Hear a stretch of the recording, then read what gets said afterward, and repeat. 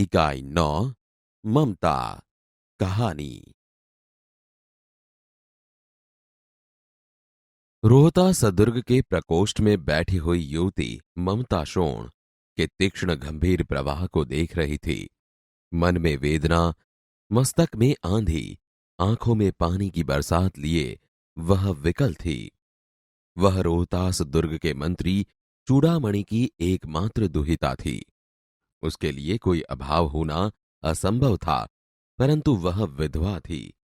उसकी विडंबना का अंत कहां था? चूड़ामणि ने चुपचाप उस प्रकोष्ठ में प्रवेश किया। शोण के प्रवाह और उसके कलनाद में ममता अपना जीवन मिलाने में बेसुध थी। पिता का आना न जान सकी। चूड़ामणि व्यथित हो उठे। स्नेह पालिता पुत्री के लिए क्या करें, यह स्थिर न कर सकते थे। लौटकर बाहर चले गए।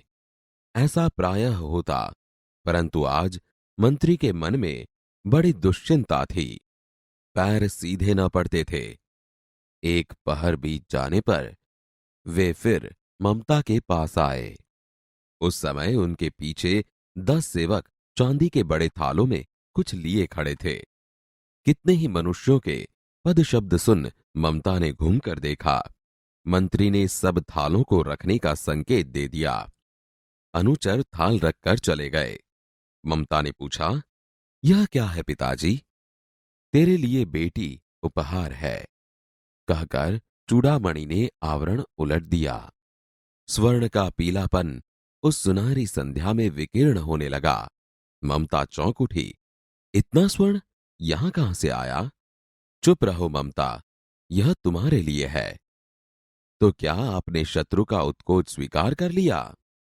पिताजी, यह अनर्थ है, अर्थ नहीं। लौटा दीजिए पिताजी, हम लोग ब्राह्मण हैं। इतना सोना लेकर क्या करेंगे? इस पतोन्मुख प्राचीन सामंत वंश का अंत समीप है बेटी। किसी भी दिन शेरशाह रोहतास दुर्ग पर अधिकार कर सकता है। उस दिन मंत्रित्व न रहेगा, तब के लिए बेटी। हे भगवान, विपद के लिए इतना आयोजन, परमपिता की इच्छा के विरुद्ध इतना साहस। पिताजी, क्या भीख न मिलेगी? क्या कोई हमें 2 मुट्ठी अन्न न देगा? यह असंभव है। फेर दीजिए पिताजी। मैं कांप रही हूं। इसकी चमक आंखों को अंधा बना रही है। मूर्ख है, कहकर चूड़ामणि चले गए। दूसरे दिन जब डोलियों का तांता आ रहा था, मंत्री चूड़ामणि का हृदय धक धक करने लगा। वे अपने को रोक न सके। उन्होंने जाकर रोहतास दुर्ग के तोरण पर डोलियों का आवरण खुलवाना चाहा। पठानों ने कहा, यह महिलाओं का अपमान करना है। बात बढ़ गई। तलवारें खींची। मंत्री वहीं मारे गए। राजा रानी और कोष सब छली शेरशाह के हाथ पड़े। निकल गई ममता। डोली में भरे हुए पठान सैनिक दुर्ग भर में फैल गए, परंतु ममता न मिली। काशी के उत्तर में स्थित धर्मचक्र विहार मौर्य और गुप्त सम्राटों की कीर्ति का खंडर था। खंडित शिखरों वाले भवन तृण गुल्मों से ढके हुए प्राचीन और ईंटों के ढेर में बिखरी हुई भारतीय शिल्प की विभूति ग्रीष्म की चंद्रिका में स्वयं को शीतल कर रही थी। जहां गौतम का उपदेश ग्रहण करने के लिए पंचवर्गीय भिक्षु पहले मिले थे, उसी स्तूप के भग्नावेश की मलिन छाया में एक झोंपड़ी के दीपालोक में एक स्त्री पाठ कर रही थी। अनन्याश्विन्तयन्तो माम ये जनाः पर्युपासते। पाठ रुक गया। एक भीषण और हताश आकृति दीपक के मंद प्रकाश में सामने खड़ी थी। स्त्री उठी। उसने कपाट बंद करना चाहा, परंतु उस व्यक्ति ने कहा, माता, मुझे आश्रय चाहिए। तुम कौन हो? स्त्री ने पूछा। मैं मुगल हूं। चौसा युद्ध में शेरशाह से विपन्न होकर रक्षा चाहता हूं। इस रात अब आगे चलने में असमर्थ हूं। क्या शेरशाह से? स्त्री ने अपने ओठ काट लिए। हां माता, परंतु तुम भी वैसे ही क्रूर हो। वही भीषण रक्त की प्यास, वही निष्ठुर प्रतिबिंब तुम्हारे मुख पर भी है सैनिक। मेरी कुटी में स्थान नहीं। जाओ, कहीं दूसरा आश्रय खोज लो। गला सूख रहा है, साथी छूट गए हैं, अश्व गिर गए हैं। इतना थका हुआ हूं। इतना कहते कहते व्यक्ति धम से बैठ गया। उसके सामने पूरा ब्रह्मांड घूमने लगा। स्त्री ने सोचा, यह विपत्ति कहां से आई। उसने जल दिया, मुगलों के प्राणों की रक्षा हुई। वह सोचने लगी कि ये सब दया के पात्र नहीं, मेरे पिता का वध करने वाले आतताई। घृणा से उसका मन विरक्त हो गया। स्वस्थ होकर मुगल ने कहा, माता, तो फिर मैं यहां से चला जाऊं। स्त्री विचार कर रही थी, मैं ब्राह्मणी हूं, मुझे तो अपना धर्म अतिथि देव के सत्कार का पालन करना चाहिए।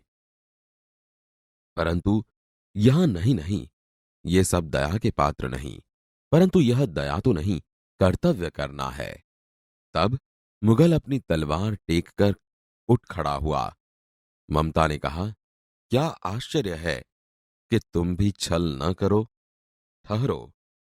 छल नहीं, तब नहीं स्त्री, जाता हूं।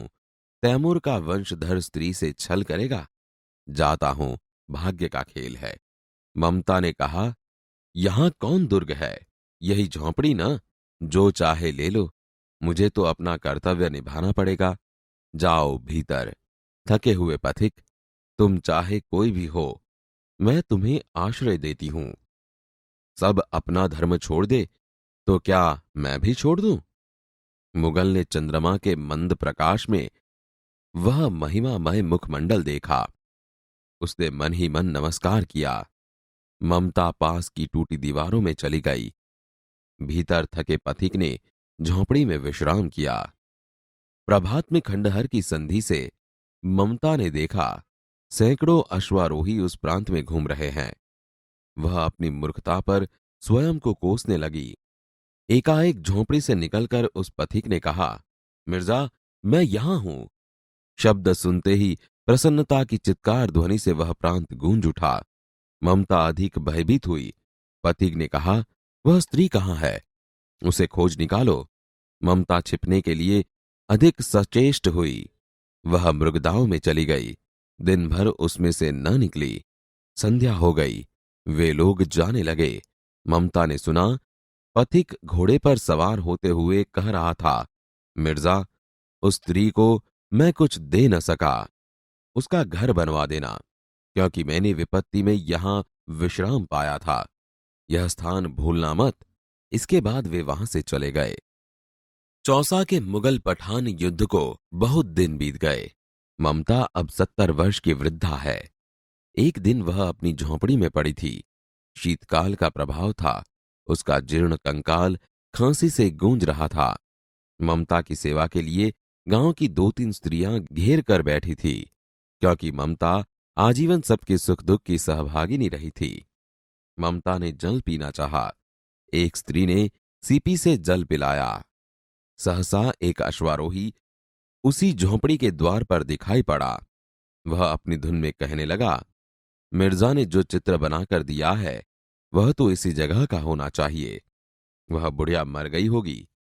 अब किससे पूछूं कि एक दिन शहंशाह हुमायूं किस छप्पर के नीचे बैठे थे। यह घटना भी तो 47 वर्ष से ऊपर की हुई। ममता ने अपने विकल कानों से सुना। उनके पास की स्त्री से कहा, उसे बुलाओ। अश्वारोही पास आया। ममता ने रुक रुक कर कहा, मैं नहीं जानती कि वह शहंशाह था या साधारण मुगल, पर एक दिन इसी झोंपड़ी के नीचे वह रहा। मैंने सुना था कि वह मेरा घर बनवाने की आज्ञा दे चुका था। भगवान ने सुन लिया। आज मैं इसे छोड़े जाती हूं। अब तुम इसका मकान बनाओ या महल। मैं अपने चीर विश्राम गृह में जाती हूं। बुढ़िया के प्राण पखेरु उड़ गए। वह अश्वारोही अवाक खड़ा रह गया।